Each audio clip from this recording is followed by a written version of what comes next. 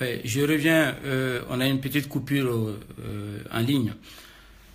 Donc je disais que le problème aujourd'hui de l'éducation au Mali, le problème dans notre système pédagogique, c'est tout simplement le fait que l'enseignant prépare la leçon en classe. L'enseignant malien vient en classe pour dicter la leçon en classe. Les étudiants ou les élèves recopient la leçon.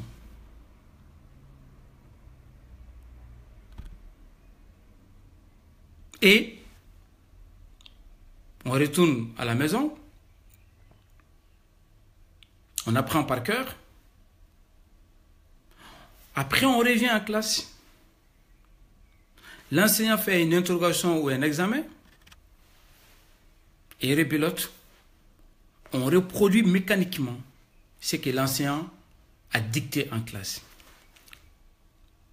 L'enseignant malien, avec tout le respect qu'on doit, parce qu'on peut comprendre qu'ils n'ont pas vraiment les moyens, ou ils n'ont pas été formés dans ce sens-là. L'enseignant malien, en 2 heures de cours, passe 1h45 à peu près à dicter la leçon. Seulement 15 minutes en moyenne pour expliquer la leçon. Il n'y a pas d'interaction cognitive. Il n'y a pas d'animation pédagogique. Il n'y a pas d'accompagnement intellectuel. Il n'y a pas d'animation pédagogique en classe. Le travail de l'enseignant, c'est l'accompagnement, c'est l'orientation, c'est l'explication, c'est l'animation, c'est de créer cette forme d'interaction cognitive au sein de la classe. L'enseignement, ce n'est pas pour dicter la leçon. Sinon, tout le monde peut dicter la leçon. Il suffit de dire, venez avec les cahiers de l'année dernière. Vous n'avez pas besoin de venir en classe. Prenez les cahiers de votre grand frère ou de votre grande sœur l'année dernière parce que c'est toujours la même leçon. Donc, on n'a pas besoin de venir dicter la leçon en classe. Le travail d'un enseignant, ce n'est pas de dicter la leçon. Le travail d'un enseignant, c'est d'accompagner, d'expliquer. Expliquer, mettre à l'extérieur le pli, c'est-à-dire que c'est de transformer la connaissance qui est intériorisée en savoir qui est extériorisé. C'est-à-dire, c'est de donner cette figure, cette dimension pratique, compréhensive, cette dimension explicative, cette dimension palpable, concrète de ce qui est intérieur qu'on appelle la connaissance. L'enseignant transforme la connaissance en savoir, c'est-à-dire que ce qu'il connaît qui est à l'intérieur, il va le donner en savoir, il va le partager. C'est ça le travail d'un enseignant. Et c'est ce qui manque dans nos systèmes parce que nous passons notre temps à dicter la leçon, nous passons notre temps à recopier la leçon, on apprend par cœur, on vient en classe, on fait un devoir, on reproduit la même chose mécaniquement et on corrige et on dit qu'on est bon.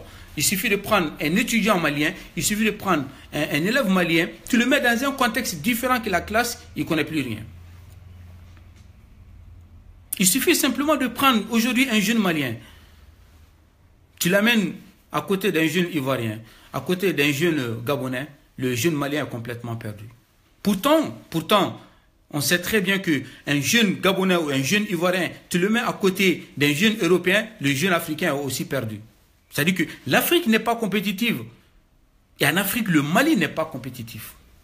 Il y a juste une trentaine d'années où le Mali était considéré comme l'un des pays le mieux placés en termes de production intellectuelle. Aujourd'hui, nous sommes l'un des pays les plus pauvres intellectuellement. Pour la simple raison que nous sommes restés dans le même système et nous avons fait que des réformes de forme, pas de fond. Ça veut dire quoi? Ça veut dire que chaque année, il y a une nouvelle réforme. Chaque année, les élèves sont ballottés, on change de méthode. On essaye tout, le Mali est devenu un laboratoire. Le Mali est devenu un champ où tout le monde vient s'aimer sa graine et on attend voir est-ce que ça va bien pousser ou pas. Le Mali est devenu une espèce de marché de réforme. On vient, on essaye un système, ça ne marche pas, on laisse tomber, on prend un autre système.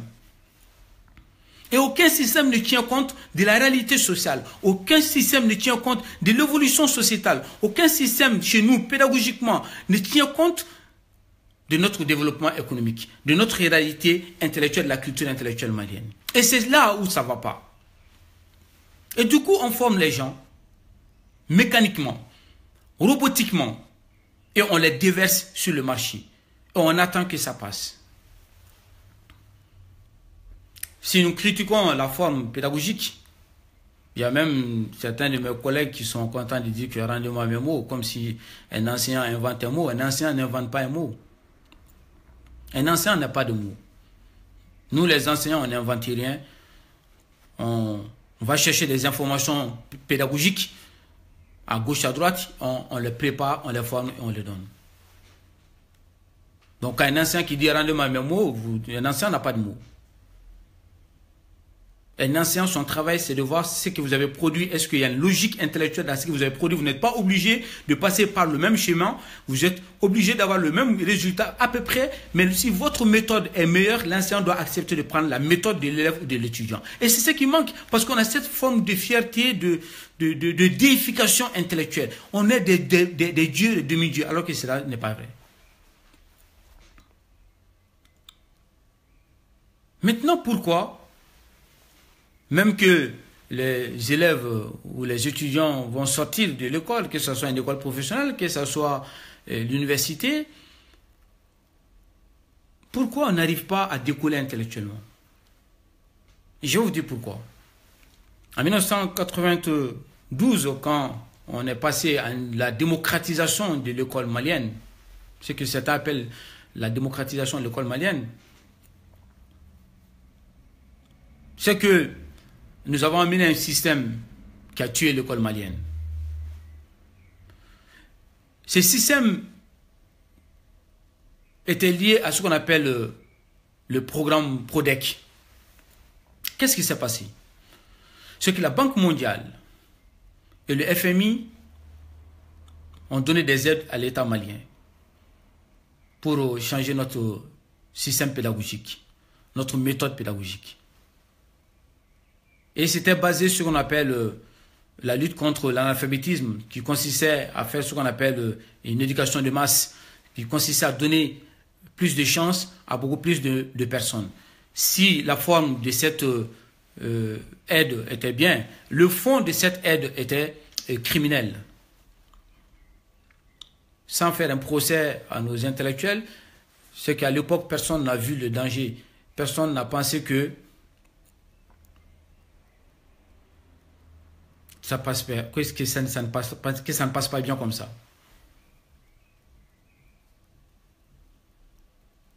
Qu'est-ce qui s'est passé? C'est que on a commencé à sacrifier la génération. Aujourd'hui, cette génération qui a entre 18 et 35 ans, jusqu'à 40 ans. Elle a été sacrifiée pour la simple raison que on a demandé, on a imposé au Mali 86% de passage d'une classe inférieure à une classe supérieure. C'est-à-dire que lorsque on a mis en place le programme PRODEC, dans chaque classe, vous vous rappelez, il y a la campagne, on se rappelle tous de cette campagne, un village, une école. C'est-à-dire qu'il fallait mettre dans chaque école malienne, plutôt dans chaque village malien, il fallait mettre une école. C'est la même période. Et c'est ça qui dépasse la compréhension. La même période, on a fermé l'ENSEC et l'IPEC. C'est-à-dire les écoles où on forme les enseignants, on a fermé ces écoles et pendant qu'on veut mettre en place une politique d'un village, une école. Chaque village malien devait avoir une école. Et pendant ces temps, pendant que chaque village doit avoir une école, on a fermé les écoles, les centres de formation des formateurs. Voilà la première schizophrénie, la première folie qui se passe. Comme cela ne suffit pas,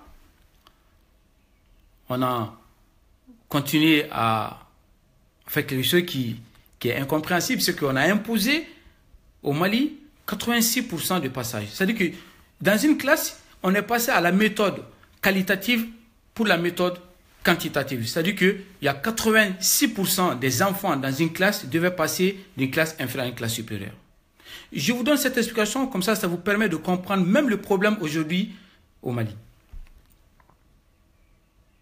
Et quand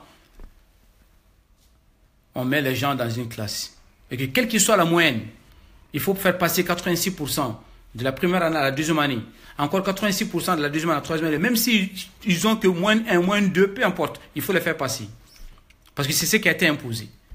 On ne prétend pas une qualité, il n'y avait pas de qualité. En plus de cela, on a oublié quelque chose qui est quand même essentiel. Comment vous voulez faire passer les enfants à 86% et oublier que ces enfants vont monter au lycée et oublier que ces enfants vont monter à l'université? On a pris de l'argent, on a envoyé tout le monde à l'école. Au lieu de négocier en disant, mais si vous nous demandez d'envoyer les enfants à l'école primaire, ce qu'on appelle chez nous le premier cycle et le second cycle, l'école fondamentale, mais qu'est-ce que nous on va faire au lycée? Non, il fallait juste envoyer les enfants sans penser que ces enfants vont grandir un jour, sans penser que ces enfants vont aller un jour à l'université. Et quand ces enfants sont partis à l'école, ils ont grandi. La première chose qu'on a mis en place, c'était le durcissement du DF. Il fallait que l'examen du DF soit très difficile à avoir pour bloquer une grande partie de ces enfants qui vont redoubler 2 fois et après on va se débarrasser d'eux. Il faut qu'on se dise cette vérité aujourd'hui. Le DF, ce n'est pas un diplôme aussi important que ça, c'est un diplôme de passage, ce n'est pas un diplôme de compétence. C'est-à-dire que quand vous avez le diplôme de DF, vous n'avez aucune compétence intellectuelle ni professionnelle, c'est un diplôme qui permet de passer un passage. On ne peut pas empêcher les enfants à plus de 70% qui ne passent pas à cet examen. C'est parce que tout simplement, la seule explication qu'on peut avoir intellectuellement, c'est tout simplement qu'il n'y a pas de place dans les lycées au niveau secondaire. Et que l'État malien ne peut pas faire face à la population, à la grande masse d'enfants qui peut monter au lycée. Donc, la première chose, c'est de rendre le DF plus difficile. Un diplôme qui n'a aucune importance, mais ça devient inaccessible. C'est plus facile d'avoir le visa pour aller sur la planète Mars que d'avoir le diplôme du DF. Parce qu'on sait très bien qu'il n'y a pas de place.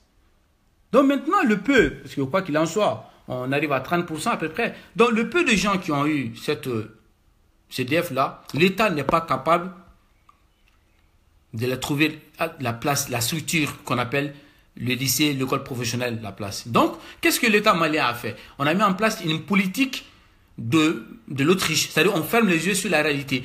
On a facilité l'ouverture des écoles privées. Je n'ai rien contre l'école privée, mais on a permis à tout le monde peut ouvrir un lycée privé. Tout le monde peut ouvrir une école professionnelle privée. Tout le monde, ici, tu te lèves et puis on te donne. Il n'y a pas de contrôle, il n'y a rien. Parce que l'État veut se débarrasser de sa responsabilité. Ça, il faut le dire. Maintenant qu'on vous a balancé un peu partout, avec dans les écoles privées, pour ceux qui ont les moyens, pour ceux qui n'ont pas les moyens, vous partez dans les lycées. On a oublié qu'en faisant cela, que la solution, ce n'est pas la solution, c'est juste gagner du temps. Parce que ceux qui vont dans les privés et ceux qui vont dans les publics, après le baccalauréat, ils vont se retrouver à l'université. Mais on a rendu le baccalauréat difficile. Encore une deuxième chose qu'il faut dire la vérité, c'est qu'intellectuellement, quelqu'un qui a le bac n'a aucune compétence intellectuelle. Quelqu'un qui a le baccalauréat n'a aucune compétence professionnelle. Je suis désolé. Ça, c'est une réalité. Il faut le dire aux gens. Donc, pourquoi rendre ces diplômes très difficiles? En France, par exemple, on est à peu près à 86% des gens qui doivent avoir le baccalauréat. On fixe le quota même avant le bac. Au Mali, nous sommes à l'envers. Nous sommes à peu près entre 20 et 30%. C'est-à-dire qu'il y a 70% des candidats, des jeunes Maliens qui vont au baccalauréat, qui ne trouvent pas le diplôme. Mais qu'est-ce qu'on fait de ces jeunes? Voilà une première question qu'il faut se poser. Qu'est-ce qu'on fait de ces jeunes qui n'auront pas le baccalauréat, qui n'ont pas les moyens de se payer une école privée, qui n'ont pas les moyens de se payer une formation privée? Qu'est-ce qu'on va faire de ces jeunes? Est-ce que ces jeunes-là, on va les envoyer où? Non, on le sait très bien, ces jeunes vont rester à la maison. On va les sortir, ces jeunes-là, du système. Et tous ces jeunes-là vont vivre dans la misère, dans la pauvreté. Ils vont vivre dans le chômage parce qu'ils n'ont même pas de formation, ils n'ont pas une compétence. Donc, on a rendu le DF très difficile. Un diplôme très difficile à avoir. Sauf que ceux qui partent dans les privés et ceux qui vont aller encore dans les publics, quand ils vont avoir le baccalauréat, ils vont tous se retrouver à l'université. L'État malien a oublié à ce moment que lorsque vous faites le quota 86% au fondamental, il faut que vous sachiez que c'est un système d'entonnoir. C'est-à-dire que les gens vont monter, plus on va monter, plus on va se retrouver à l'université, même si on envoie des gens au privé, même si on envoie des gens au public, mais toutes ces populations vont se retrouver à l'université. Alors, pour régler le problème, on a fait ce qu'on avait fait au lycée, on a permis l'ouverture des universités privées. Je ne suis pas là pour critiquer les universités privées, vous le savez bien, je n'ai pas besoin de vous dire comment les choses se passent, comment on obtient le diplôme. Mais, ceux qui ne peuvent pas aller dans ces universités privées, qui représentent à peu près 90% des enfants maliens, vont dans les universités publiques. Plutôt, vont dans l'université publique, parce qu'en réalité, il n'y a qu'une seule université au Mali. Et quand ils arrivent à l'université au Mali, il y a 3 choses qui se passent. Il y a 3 drames. Et là, vous allez comprendre pourquoi il y a un problème d'emploi au Mali. La première chose, c'est le niveau d'enseignement. En moyenne, sur toute l'année, on n'étudie que 3 mois. Et quand on étudie 3 mois, le contenu pédagogique, c'est toujours la même chose. Il n'y a pas d'évolution. La deuxième chose, il n'y a pas une vraie bibliothèque numérique. Il n'y a pas une véritable bibliothèque. C'est que les enfants maliens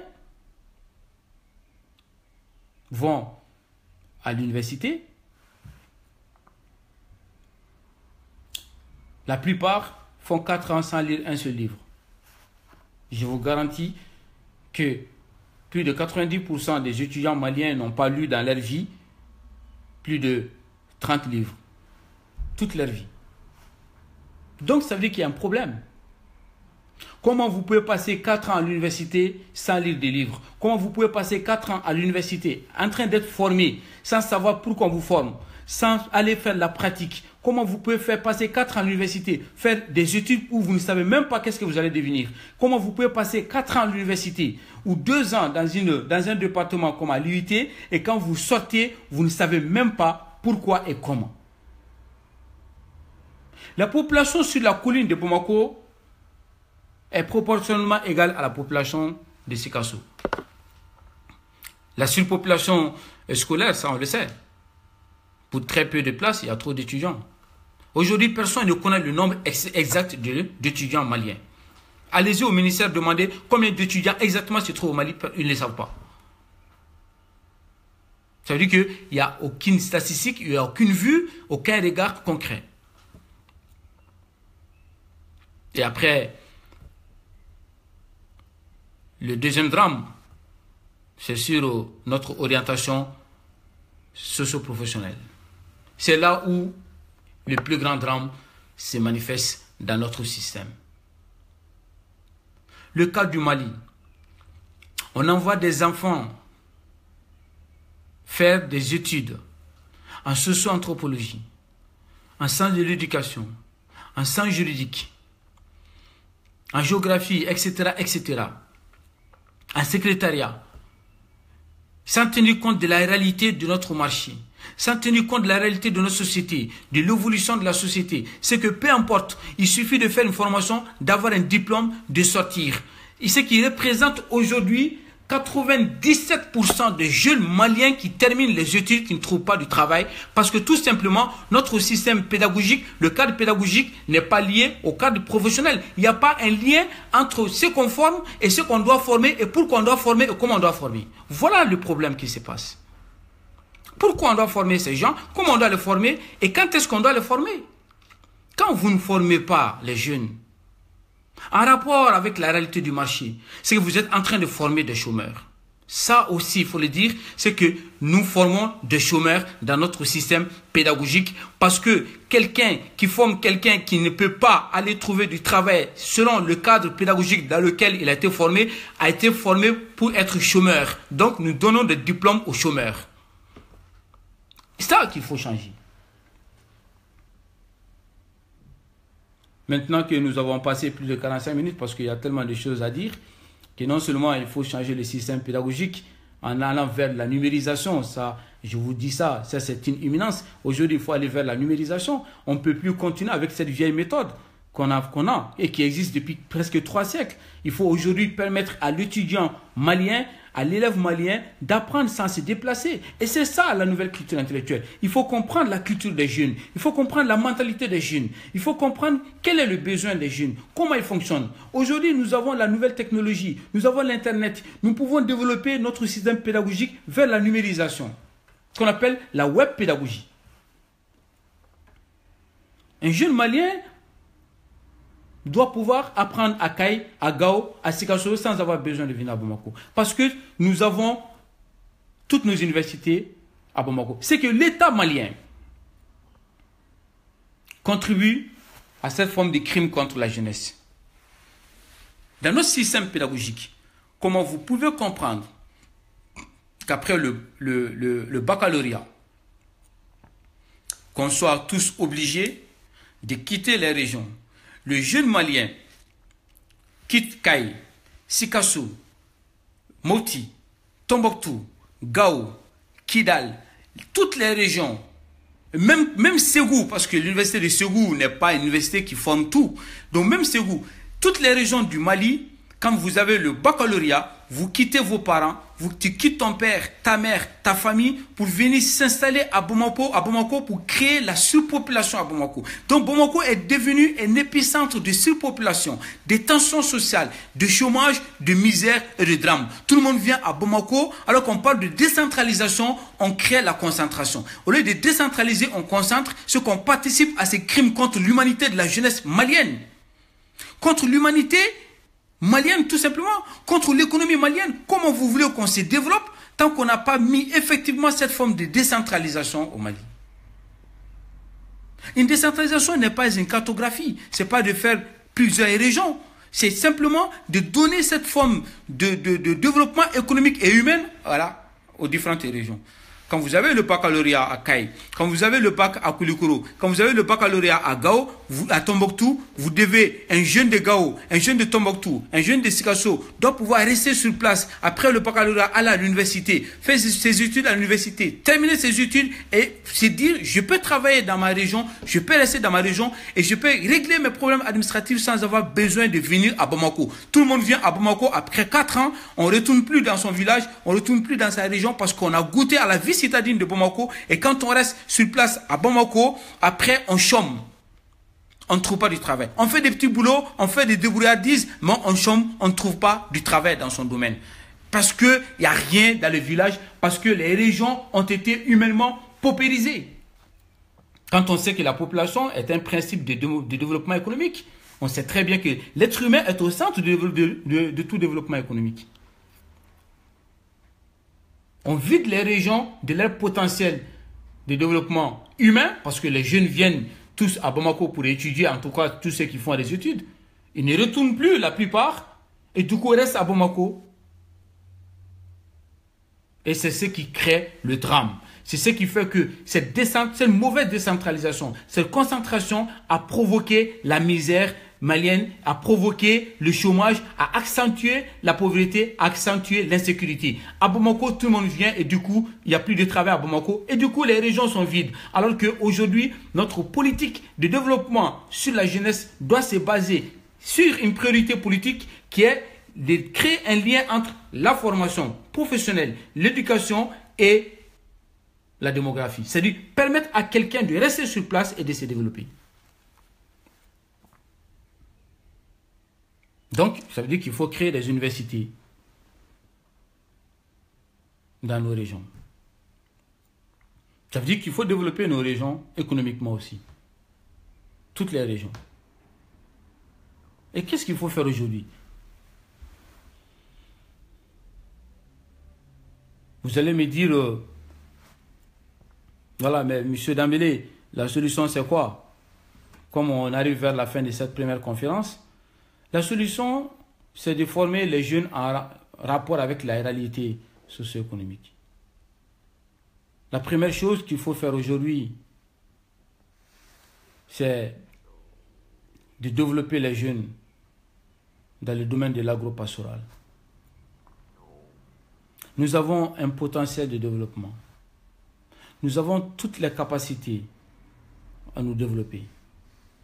Nous avons tous les potentiels de développement économique. Et ça passe par l'agriculture. Vous ne pouvez jamais développer un pays comme le Mali sans passer par un des piliers, un des volets qui est le volet agro-pastoral. Il ne s'agit pas d'aller prendre la daba pour cultiver. Il s'agit de permettre à quelqu'un de développer son activité agricole, de l'accompagner, de le conseiller, mais aussi de mettre dans la tête des Maliens cette forme de culture agricole. Parce que pendant longtemps, le système a consisté à montrer qu'on ne peut pas vivre de l'agriculture. Pendant longtemps, le système a consisté à dire que quand tu es agriculteur, quand tu es cultivateur, quand tu es paysan, tu vis dans la misère. Aujourd'hui, il faut montrer qu'être paysan, c'est un potentiel de richesse. Être un paysan, c'est donner à quelqu'un d'être autonome. Être paysan, être agriculteur, c'est permettre de participer au développement économique, c'est d'être l'autosuffisance alimentaire, c'est la sécurité alimentaire, c'est la dignité humaine même qui passe par l'agriculture. Ça, il faut mettre ça dans la tête des jeunes Maliens. Et mes amis, je vous demande de penser à ça. Tous les riches du monde, sauf il y a juste une quinzaine d'années, sinon tous les riches du monde sont des gens qui se développent dans l'agriculture. Faites de l'agriculture. Il y a de la terre au Mali, développez l'agriculture. Je vous en prie, n'écoutez pas ce qu'on vous dise. Il revient donc à l'État de se pencher sur ce domaine. Et je l'ai toujours dit, l'État n'est pas un employeur. L'État n'est pas un employeur. N'attendez pas que l'État vous emploie. Un fonctionnaire n'est pas riche. Sauf souvent au Mali. Sinon, normalement, un fonctionnaire, ce n'est pas quelqu'un qui est riche. Un fonctionnaire, c'est quelqu'un qui a juste son salaire. Point, ça s'arrête là. À moins qu'il vole. Si tu vois autre chose avec un fonctionnaire, c'est qu'il a volé. Sinon, un fonctionnaire, il a juste son salaire. Or, quand vous êtes dans le privé, quand vous êtes à votre compte, quand vous travaillez pour vous-même, quand vous travaillez dans le privé, vous vous développez vous-même, vous avez beaucoup d'argent et vous ne comptez même pas votre salaire. Parce que vous travaillez pour vous-même, vous vous levez le matin pour vous-même, vous rentrez à la maison pour vous-même, vous dormez pour vous-même, vous vous levez pour vous-même, vous êtes indépendant, vous êtes autonome, vous êtes libre et vous vous développez et vous gagnez 10 fois plus qu'un fonctionnaire. Et ça, c'est la réalité qu'on ne vous dit pas.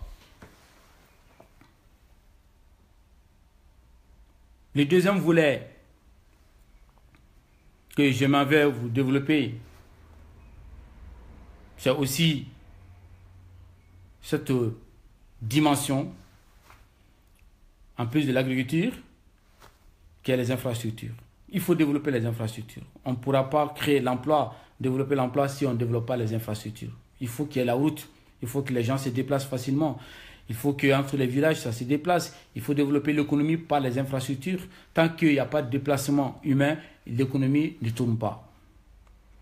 Et ça, les jeunes, aujourd'hui, le Mali se construit. Donc, vous devez vous lancer dans ces secteurs de développement des infrastructures. C'est-à-dire tout ce qui est le bâtiment, tout ce qui est les routes, il faut que vous vous développez dans ce domaine. Et l'État doit vous accompagner dans ce domaine. Parce qu'à chaque niveau, l'État a sa part de responsabilité. Si l'État ne doit pas employer les gens, et ça je le dis à tout le monde, l'État n'est pas là pour employer les gens. Mais l'État est là pour accompagner les gens qui créent l'emploi. L'État doit être là pour accompagner les jeunes créateurs d'entreprises. L'État doit tout faire. Et l'accompagnement, ce n'est pas de donner 3 millions aux jeunes. Un jeune Malien qui ne trouve pas à manger, quand vous lui donnez 3 millions, je suis désolé, il va aller manger d'abord. Mais il suffit simplement de mettre en place un système d'information, de formation, d'accompagnement, de sensibilisation, de mobilisation, tant qu'on ne fait pas ces systèmes qui permettent d'accompagner les jeunes et non pas de lui donner l'argent et tourner le dos en attendant qu'il bouffe l'argent pour venir le critiquer à la télé pour dire ouais, mais les jeunes Maliens ne font rien, ils ne font que bouffer l'argent. Non, parce que les gens qui leur donnent de l'argent ne sont pas assez intelligents pour comprendre qu'on ne donne pas de l'argent à quelqu'un qui a faim. On l'accompagne vers la lutte contre la pauvreté. L'accompagnement, ce n'est pas de donner de l'argent. L'accompagnement, c'est le conseil, c'est la formation. Après, c'est l'investissement. Et l'investissement, ce n'est pas donner l'argent. Investir, ce n'est pas donner l'argent. Et ça permet de venir critiquer les jeunes pour dire que les jeunes ne connaissent rien. Les jeunes sont fainéants, ils bouffent l'argent. Mais les gens qui donnent l'argent à ces jeunes n'ont rien compris que la question, ce n'est pas de donner l'argent aux jeunes. La question, c'est aujourd'hui de dire qu'est-ce qu'on peut faire pour ces jeunes. Et il faut arrêter de les envoyer faire des stages. Un stage, ce n'est pas un emploi. Quand on fait du stage, ce n'est pas de l'emploi. Un stagiaire n'est pas un salarié. Donc dire on va envoyer des gens faire du stage, ce n'est pas de l'emploi. Aujourd'hui, il faut encourager les jeunes à créer leurs propres emplois. La troisième chose, c'est dans le domaine des mines. Il faut que l'État se développe beaucoup dans le domaine des mines. Ce n'est pas de faire des licences aux exploitateurs de mines. Pourquoi l'État malien n'exploite pas lui-même ses propres mines en grande quantité? Je ne demande pas de casser le contrat qu'on a, mais le nouveau contrat ou le nouveau système, il faut revoir, il faut se développer dans les mines. Mais encore pire, dans le cadre de la création d'emplois en rapport avec les mines, c'est que le Mali est troisième exploitateur d'or. Mais le Mali n'a pas d'école de mine. Vous allez me dire, mais l'ENI ne forme pas les techniciens en mine, l'ENI ne forme pas les spécialistes en mine. Quand vous êtes à l'ENI, vous êtes formé comme géologue. Un géologue n'est pas un technicien, un ingénieur de mine. C'est différent, il y a une différence. Au Mali, il n'y a pas d'école de mine. Pourtant, nous sommes troisième producteur. Au Mali, pour apprendre l'agriculture, dans la plus grande école, c'est l'IPR. Mais pour aller à l'IPR, il faut faire le concours. Et c'est ça, ce paradoxe-là. C'est cette folie qu'il faut arrêter. Et c'est ça qui ne va pas dans le système. C'est que, quelque part, on dit aux gens, et on va développer, mais d'autre part, on ne permet pas aux gens de se développer. C'est que quand l'IPR, tu vas à l'IPR, tu ne dois pas faire le concours d'entrée, mais on fait le concours d'entrée dans un pays où on a besoin de beaucoup d'agriculteurs. On exploite l'or, troisième producteur d'or dans un pays où il n'y a pas d'école de mine. Et après, on s'est dit, on veut changer le système, on veut qu'il y ait beaucoup d'emplois. Il n'y aura jamais d'emploi dans ce sens-là. La troisième chose qui me tient beaucoup à cœur personnellement, et je pense que c'est là où l'économie malienne peut se développer, c'est l'énergie renouvelable. Il faut qu'on forme les gens dans ce domaine. Il faut que l'État malien accompagne cette politique de développement de l'énergie propre, ce qu'on appelle le solaire. Le Maroc aujourd'hui est l'un des pays qui a beaucoup avancé dans le domaine des centrales solaires. Comment vous pouvez comprendre au Mali que la moyenne de la température au Mali c'est 30 degrés. Toute l'année c'est 30 degrés à la moyenne. Dans ces pays, il y a encore des coupures d'électricité. Dans ces pays, le Malien paye très cher encore l'électricité. C'est tout simplement, cette politique d'accompagnement pose la question que on ne part pas vers la transition énergétique. Cette transition énergétique passe par l'énergie solaire, écologique. Et cette question écologique elle doit être au cœur de notre économie. Et comment cela se passe? C'est que dans toutes les régions du Mali, chaque famille malienne peut être autonome en économie solaire, peut être autonome en électricité. Il faut développer ça au Mali. Quand on veut développer l'économie, ça passe par l'énergie. Quand on veut développer l'économie, ça passe par le solaire aujourd'hui. Nous avons du soleil au Mali. Nous avons et toutes les conditions réunies aujourd'hui pour prospérer dans l'économie solaire, c'est-à-dire créer de l'emploi, permettre aux populations d'avoir de l'électricité, permettre aux industries, aux usines d'avoir de l'électricité. Chaque famille malienne peut avoir de la lumière, même dans la forêt, tu peux mettre des ampoules si on se lance dans l'énergie solaire au bout de 5 ans. Le calcul qu'on a mené montre qu'aujourd'hui, si on met en place une véritable politique énergétique basée sur les principes écologiques, c'est-à-dire l'énergie propre, l'énergie solaire, en 3 ans, on peut créer à peu près 300 à 500 000 emplois au Mali. Qu'est-ce qu'on attend? sans critiquer l'EDM, l'énergie du Mali, c'est la seule société au monde qui fait quand même de la publicité pour qu'on ne consomme pas ces produits. Ils donnent des millions, plus de 100 millions à l'ORTM pour que l'ORTM fasse de la publicité pour dire aux gens, il ne faut pas consommer l'électricité, il ne faut pas consommer, il faut débrancher, etc., etc.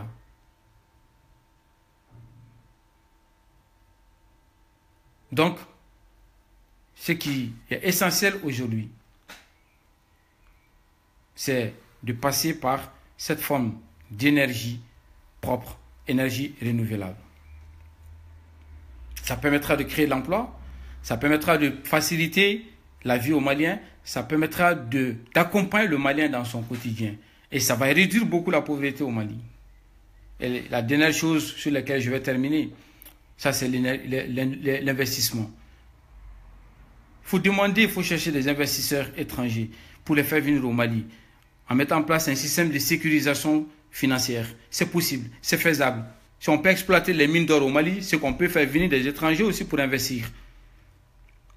Il faut faire, entre guillemets, des cadeaux fiscaux aux investisseurs qui viennent à condition qu'ils créent de l'emploi au Mali.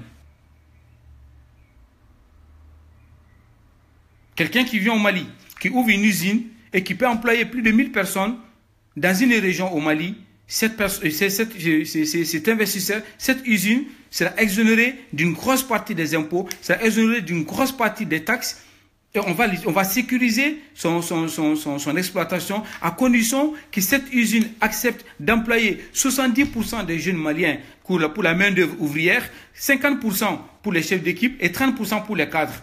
À partir de là, on fait une cartographie industrielle au Mali, dans les régions, et on développe les régions. Comment vous voulez qu'on lutte contre l'insécurité? Comment vous voulez qu'on lutte contre le chômage? Comment vous voulez qu'on lutte contre la pauvreté? Comment qu'on lutte contre la maladie, etc. Tant qu'on n'a pas permis aux gens de travailler, de produire, de développer l'économie. Tout passe par l'emploi et la formation. Parce qu'on ne forme pas les gens dans le domaine qu'il faut, parce qu'on ne forme pas les gens par rapport à l'évolution du marché, parce que jamais on tient compte du marché, la réalité du marché avec la formation professionnelle. Et c'est ce qui manque aujourd'hui au Mali. Et c'est ça qu'il faut faire. Et si j'ai un conseil à vous donner pour terminer, c'est de vous dire, mes amis, que vous ne devez pas attendre le temps. Vous devez créer votre emploi. Essayez de penser à la réalité de votre société. Vous êtes des startups, créez des petits sites internet, créez des petits business dans le domaine de l'eau, dans le domaine de l'informatique. Essayez de penser en regardant les besoins de votre société. Cessez de penser que lorsqu'on a un diplôme, on doit devenir fonctionnaire, que lorsqu'on a un diplôme, on est obligé d'être employé. Il faut que vous soyez des employeurs. Osez franchir la limite parce que vous êtes capable. Aucune génération au Mali, et ça je vous l'ai dit, aucune génération au Mali, depuis Sundiata, est aussi intelligente que vous. Aucune génération au Mali, depuis Sundiata jusqu'à aujourd'hui, a plus d'interactivité que vous. Vous êtes les plus intelligents, les plus dynamiques, les plus motivés, les plus ouverts au monde. Vous êtes capables de tout. Vous faites partie de cette génération malienne qui peut changer le Mali. Vous faites partie de cette génération malienne qui s'ouvre au reste du monde. Ne baissez pas la tête. Ne croyez pas aux mensonges qu'on vous a proférés pendant 40 ans. En disant que vous n'êtes pas capable, en disant que vous ne pouvez rien faire, en disant que vous ne servez à rien. Et moi je vous dis c'est faux. Vous servez à tout parce que vous connaissez plus que les gens qui vous disent ça, parce que vous êtes plus motivé que ces gens-là, parce que vous êtes plus intelligent que ces gens-là, et on veut vous empêcher tout simplement que la jeunesse ne sait rien faire, alors que c'est faux. Vous êtes plus fort, vous êtes plus dynamique. Et quand vous vous lancez, c'est là où se trouve le développement de la jeunesse malienne. Le développement du Mali passera par sa jeunesse parce qu'il n'y a aucune équation qu'on peut résoudre dans le développement social, économique, politique et culturel du Mali sans passer par le vecteur jeune. Vive le Mali, vive l'Afrique, vive la jeunesse. Je vous remercie beaucoup. Nous allons le samedi prochain continuer avec pendant 1 heure de conférence et ça sera sur la question de l'insécurité. Nous allons parler des causes de l'insécurité au Mali, notamment le problème du nord du Mali, et le centre également. Nous allons évoquer l'évolution, comment les différents régimes depuis Modibo Keïta ont traité cette question de l'insécurité, notamment la question Touareg par rapport au développement. Quels sont les enjeux géostratégiques et politiques et quelles sont les solutions que nous pouvons proposer pour sortir de cette crise qui dure depuis très longtemps au Mali et qui aujourd'hui devient une question d'urgence d'État. Je vous remercie beaucoup et je vous souhaite un très bon week-end. À bientôt.